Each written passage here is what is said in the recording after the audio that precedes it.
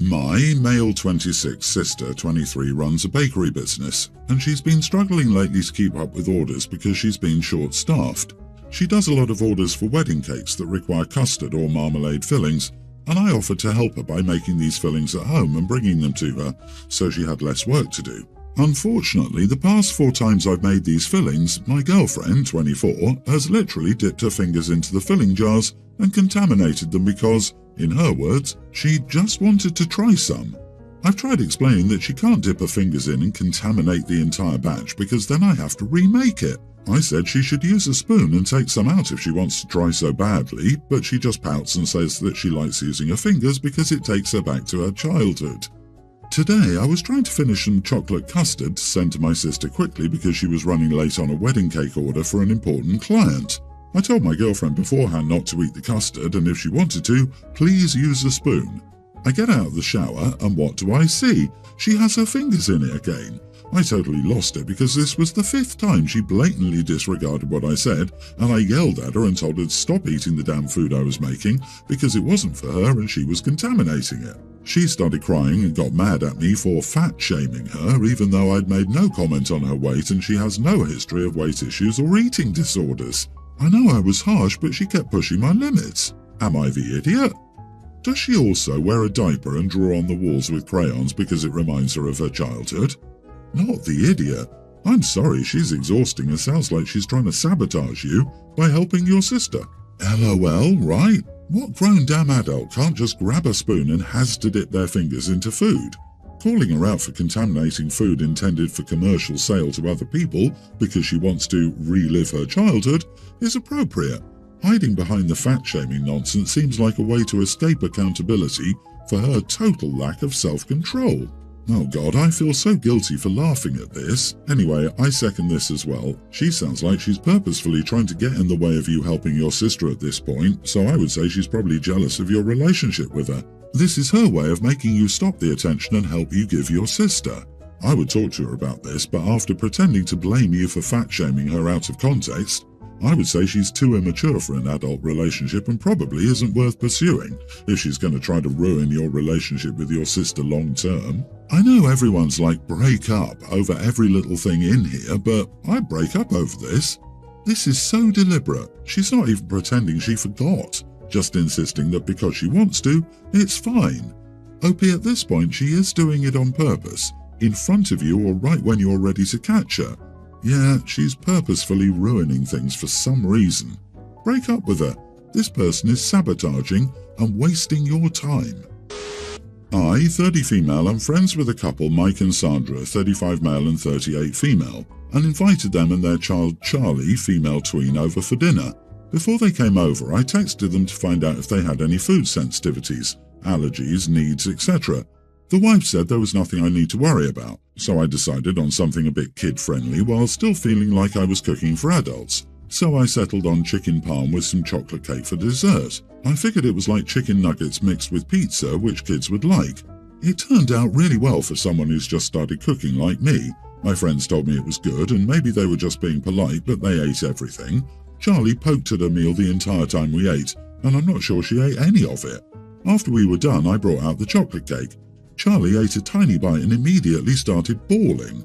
Sandra asked her what was wrong, and she cried that she didn't like chocolate. Sandra continued to comfort her daughter, while Mike and I awkwardly ate dessert. A few minutes passed, and I noticed Sandra glaring at me. I hesitantly asked if I could help her with Charlie. I'm not good with kids, which she knows, but I wasn't sure what else to do. She huffed and asked, "Is there anything you'd like to say to Charlie?" It took me a second to realize that she wanted an apology for her kid not eating my food. I thought it might help cheer Charlie up at least, so I said I was sorry that she didn't like my food. Charlie started crying harder, and her mom asked me if I had anything she would like instead. I drew the line there. I told her I wasn't going to make anything else, and that if I didn't like what my mom made me as a kid, I went to bed hungry. Mike was just silently eating his cake while Sandra tried to convince me to make something else for Charlie to eat. I stood up from the table and asked Mike if he wanted me to wrap up his cake for him to take home, because the rest of his family was apparently not having a good time. Then I suggested that Sandra could go home and make something for Charlie to eat. Sandra scoffed at me and said something about how I was cooking tonight and she thought she could have taken the night off. I knew I was about to say something I really regretted, so I slammed my plate on the table and told her to get out. Mike seemed genuinely embarrassed as they left. I haven't spoken to any of them since, and now I think I overreacted by kicking them out of my house. So, am I the idiot? Not the idiot, she was out of line. She should pack snacks or food for her if she has a picky kid.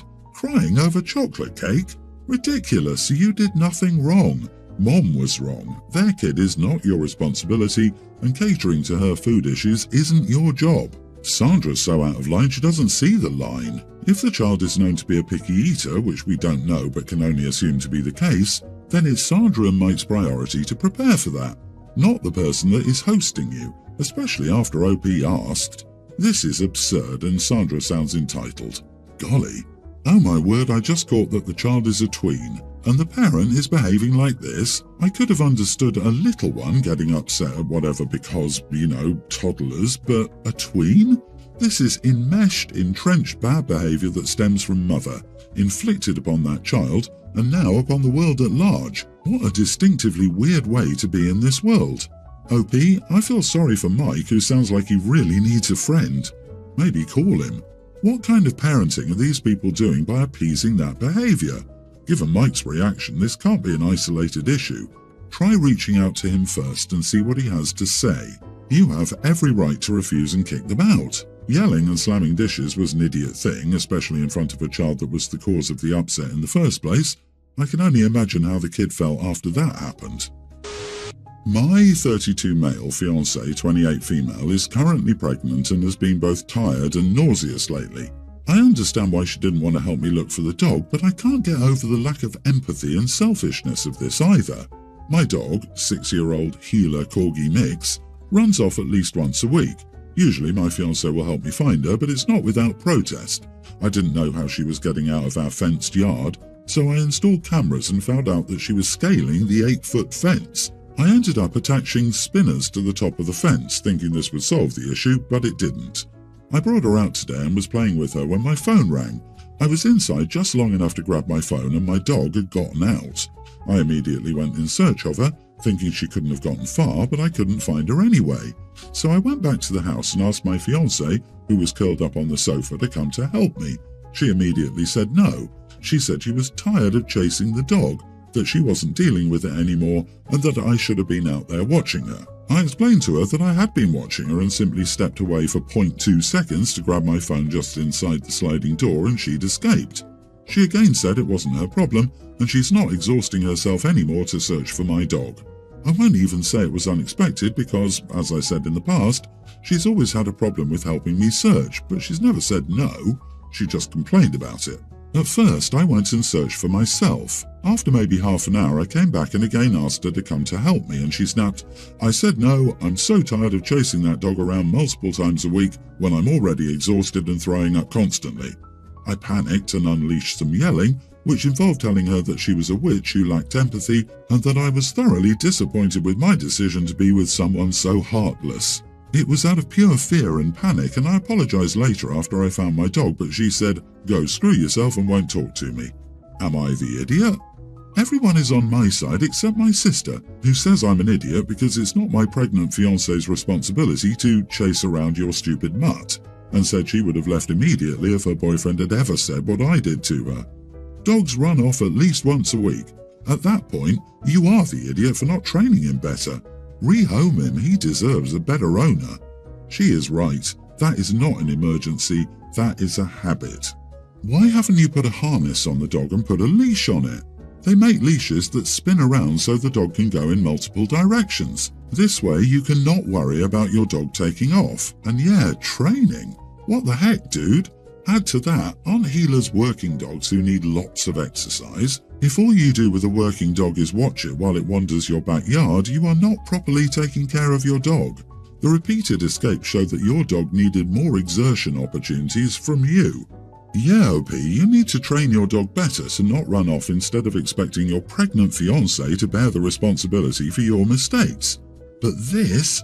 I told her she was a witch who lacked empathy and I was disappointed with my decision to be with someone so heartless. I'd leave you over this 100%. This abusive behavior is not excused by the fact you were panicking. You clearly have no idea how to keep your dog from running away, but that is not your fiancé's problem, and if I were her, I'd be utterly sick of you too. You are the one who lacks empathy. She feels sick and you scold her for not helping find a dog you lost. Then you start verbally assaulting her when she doesn't follow your command. Check yourself. I agree with other commenters too. Unfortunately, you're also an irresponsible dog owner. Do better in that department or else the dog could one day get seriously hurt. If you can't do better, find someone who can and give her up. My ex, Josh, 18 male, and I, 18 female, have a toddler child together. He's a good parent and all, but we don't really mesh well. After a while, all we do was fight and we decided to break up. Before we started dating, there was this girl, Zoe. Apparently, Zoe and Josh never dated, but everyone insists that they would have had she not moved away. One of the first things Josh's friends said to him when we broke up was, "You should call Zoe up." I've heard plenty of how perfect they are for each other. She's super pretty too. I'll admit she was another reason we broke up. Even though she moved hours and hours away, she and Josh would still talk. Nothing ever happened, but you know. Well, she moved back into the area some weeks ago, and I haven't seen Josh this happy in a long time. Our daughter's birthday was soon, and we agreed on doing birthdays together, and Josh asked if Zoe could be there too since all our friends were coming anyways. I was going to say no, but I technically had no reason to. She's been super nice to our daughter and me, and it's not like Josh and I are together anymore. She came and everyone's attention was on her. Many of them hadn't seen her in years, and well, as I said, she's very pretty. My daughter obviously didn't care, but I felt that everyone was being a bit rude. Even Josh's dad was like, "Wait, you're the Zoe?" and talked to her for ages, saying how glad he was to finally meet her. Don't get me wrong, everyone was super sweet to my daughter, and my daughter liked Zoe, but she was the main topic the whole time. My mom noticed this too and kept trying to turn the attention to my daughter. When she gave up, I got really upset. Everyone went out to the backyard and Josh had our daughter. Zoe stayed behind for whatever reason. She started telling me how cute my daughter is. I wasn't in the mood though, so I just replied with, "Mm-hms." She noticed and was like, "Did I do something to offend you?" She looked at me like I was crazy and I was so over it. I told her that her whole presence offends me and that I'm tired of always hearing about her. I then asked her to please leave. I heard her call me a witch, but she just quickly whispered something to Josh and then left. So now everyone is mad at me because Zoe said she doesn't feel welcome. My parents are the only ones on my side, but I don't know how reliable that is considering. Please be honest. Am I the idiot here? You are the idiot. She did nothing to you. You were unforgivably rude to her for purely internal reasons. You're letting your jealousy show. Of course, people will be more interested in an adult they've heard a lot about versus a little kid's birthday. You're an 18-year-old with a toddler child. It's really hard. And then everyone at your child's birthday paid a lot of attention to a very pretty girl who might end up with your child's dad. And you were so jealous you couldn't stand it, and you were very rude and mean to her. The first thing you need to do is to own up to it and apologize to Zoe. You have to be absolutely sincere and mean it. Then you need to apologize to Josh. Finally, you're a mom. You need to start modeling the kind of behavior you want your daughter to grow up with, even if she doesn't get it at her age. Start now. Everyone's the idiot here. It would have been amazing if you'd had the grace to endure that party and express your feelings later. Your mom sucks for fueling your insecurities. Everyone else sucks for letting your daughter's birthday party turn into the Welcome Back Zoe event. This is your child's birthday party, a day to celebrate your child. This woman doesn't know your child. She's not even your friend. She did not belong at your child's party at all, and it was incredibly rude for her to come. Aside from the fact that Zoe should have had the tact and social clue not to go in the first place, the minute people started making this party about her, she should have shut that down. Party is about the baby, not about her. Taking over someone else's party is incredibly rude. That's why you don't wear white to someone else's wedding. Zoe knew what she was doing. You were only wrong for being rude. Keep your distance, don't play her game. Take care of your child and be polite when needed. I, 54 male, have a son, 18. His mother died during childbirth due to complications. I had a job that took up a lot of my time between investments and stocks, which didn't leave me with that much time to take care of my son. Because of that, I hired a nanny, Maria, who took care of him 24/7. Maria is an immigrant who came to work here in my country, but she has 2 children the same age as mine. I've always been a busy person, but I've tried my best to be present in my son's life so he doesn't miss a father.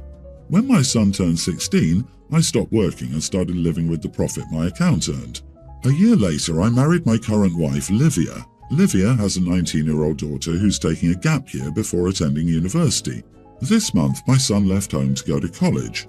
As he's now a grown man, I decided to fire Maria, but I threw a surprise farewell party and announced to her that I would give her a certain amount of money. In total, it would be enough for her to pay for her children's college expenses. They were accepted to public colleges in her country and not have to work anymore. The problem started when my wife complained that I was paying college for a stranger's children but not her daughter's. My wife worked, she has savings equal to mine and could very well pay for her daughter's college, but she expects me to pay as a gift because, according to her, she will only see me as a good parent if I show her care. I said I wouldn't do that and that she could pay for her college expenses, and I corrected her when she called Maria a stranger because she stopped taking care of her children to take care of mine, so that would be the least I could do. My stepdaughter, wife and in-laws are calling me an idiot, but my close friends and family say I'm not an idiot. But I want to know what the internet thinks. So, am I the idiot? Not the idiot. It sounds like you're getting a good look at the woman you married. Did you like it? Nobody seems to explain why Livia isn't paying for her daughter's education. Also, where's the father in all this? If he's still in the picture somehow, then why doesn't Livia go after him for college money? Her kid is 19 and you had no part in raising them. You're getting hit with the old single mom scam. What I'm seeing is a total lack of empathy by Livia and everyone on her side of the family. Maria may be a hired help, but it sounds like she was as much a mother to your son as anyone could be. At that point, the line between employee and family member is blurred, and while she may be an employee, I'm sure you and your son think of her as a family member. I agree, Maria raised your son for you. She earned this sweet bonus. Putting the Maria issue aside, this screams gold digging. Everyone that says you're the idiot needs to mind their business, not your finances. I hope you have a prenup. If not, get a postnup. Make sure your will and trust etc. is rock solid, because this woman will leave your kid with nothing.